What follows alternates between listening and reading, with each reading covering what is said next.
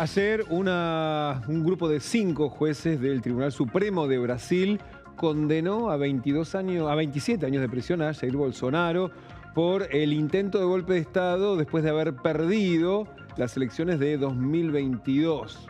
Una novedad, un hecho histórico en el país vecino, en una región donde hay muchos expresidentes condenados, pero ninguno por este tipo de delitos. Algunos sí presos por este tipo de delitos, pero todavía no condenados. ¿Qué chances tiene de Bolsonaro de apelar? ¿Cómo esto impactó en la política y en la sociedad de Brasil? Vamos a hablarlo con Eleonora Gosman, colega que está en Brasil. Buen día, Eleonora.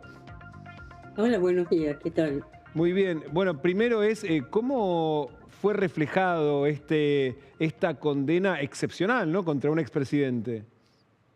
En realidad es una condena histórica, te diría, entre otras cosas porque a diferencia de la Argentina, Brasil, que tuvo una dictadura muy violenta que duró hasta el año 85, no tuvo juicio a los militares que hubieran cometido delitos de lesa humanidad, ¿no? Por eso digo que para Ujú. Brasil esto marca Claro. una diferencia, tanto que, según calificó el presidente de la Corte Suprema, Luis Barroso, aquí no hubo persecución política como quisieron convencer Bolsonaro y sus hijos, ¿no?, de que él era un perseguido. Y también lo que dijo es que esto fue una división de aguas en la historia de Brasil. Y agregó, se están cerrando los ciclos de atraso de la vida brasileña, que son los ciclos marcados por el golpismo y la quiebra de la legalidad constitucional. Creo que con esto Claro. se aclara, digamos, la O sea, la importancia dimensión de este histórica del juicio. fallo.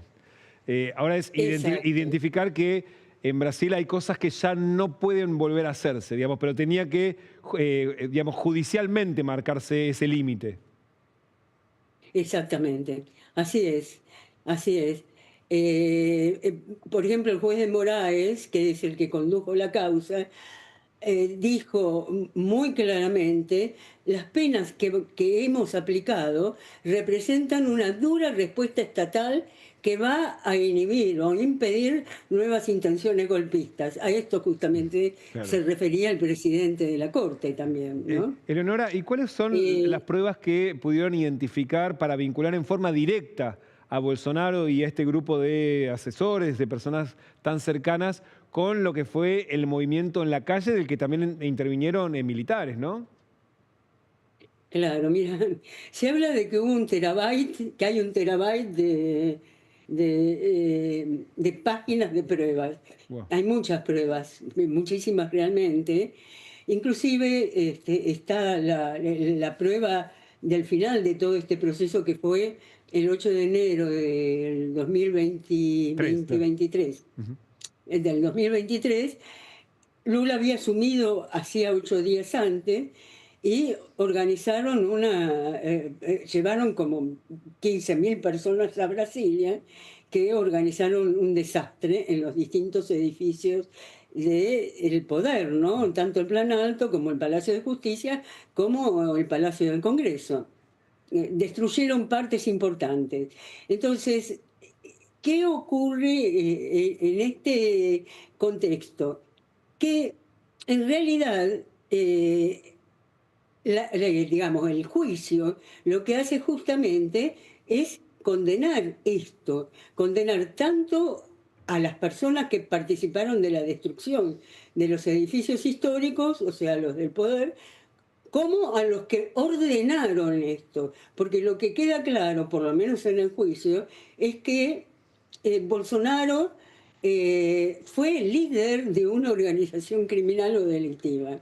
¿Por qué digo esto? No por casualidad, junto con él hay 7 personas más, el grupo, digamos, central o el núcleo del grupo delictivo, entre los que hay 3 generales, un almirante y un coronel. Los 3 generales tenían puestos de ministerios y no eran cualquier general, eran importantísimos.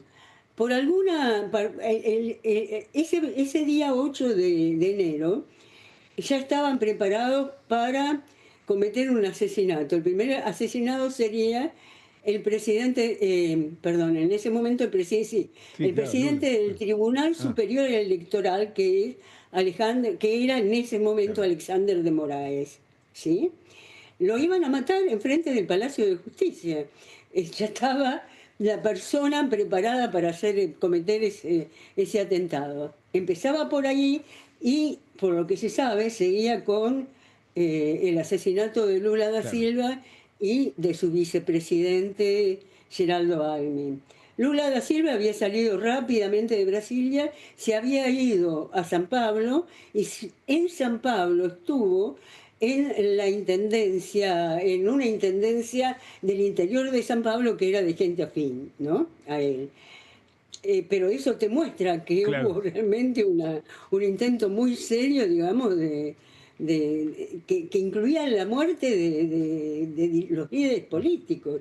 No, no es un Es detalle muy esto, fuerte el ¿no? relato cuando uno lo termina de escuchar y de hecho cuando se escuchaba la sentencia y el relato de los hechos acreditados, uno dice, pero es sorprendente que había sido un presidente, ¿no? Y con ganas de supuestamente volver al poder. Ahora, ¿qué chances tiene Bolsonaro de poder apelar? ¿Existe la apelación teniendo en cuenta que Sí, es sí, por el supuesto, superior? existe. Existe la apelación.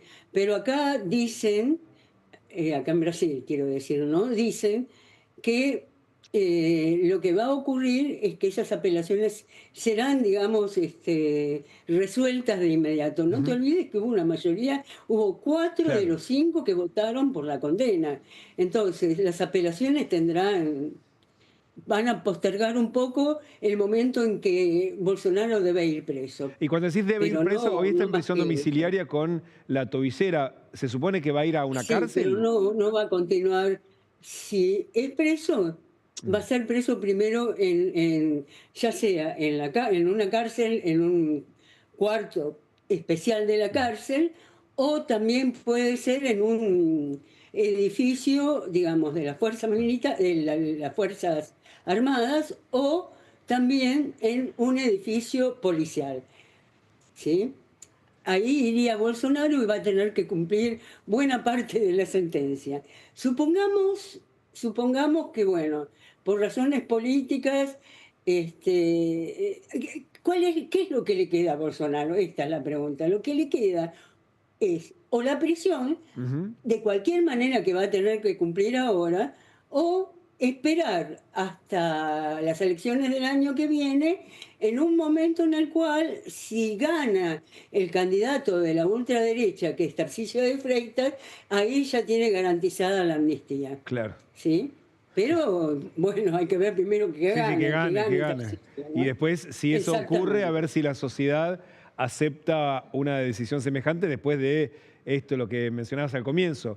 Si Sí, se puso un límite del que no se puede superar, la amnistía implicaría borrar ese límite. exacto, Mm, exacto. Exacto, y lo interesante también, ¿sabés qué es? Hubo mucha presión externa, vamos a ser claros, presión externa de Estados Unidos. ujú, Incluso hubo una declaración de Donald Trump donde él prácticamente dijo que no esperaba de ninguna manera claro, que esto se hubiera resuelto de esta manera. claro, Y agregó, lo que le hacen a Bolsonaro es muy parecido a lo que intentaron hacer conmigo. ¿Sí? claro. Esto fue lo que dijo ayer Sí, es Donald fuerte, pero Trump. bueno, no se Y había Marco probado tanto la Rubio fue relación un poco más directa, lejos. claro, entre Trump y el intento de la toma del Capitolio, y en este caso, donde era mucho más grave y no era solamente ese intento de toma del Capitolio, eran casos distintos, más allá de que Trump lo quiera comparar. Eleonora, te agradecemos muchísimo tu tiempo y este contacto, y seguramente volveremos a molestarte para ver cómo evoluciona. Bueno, muchísimas gracias. Gracias a vos. Y de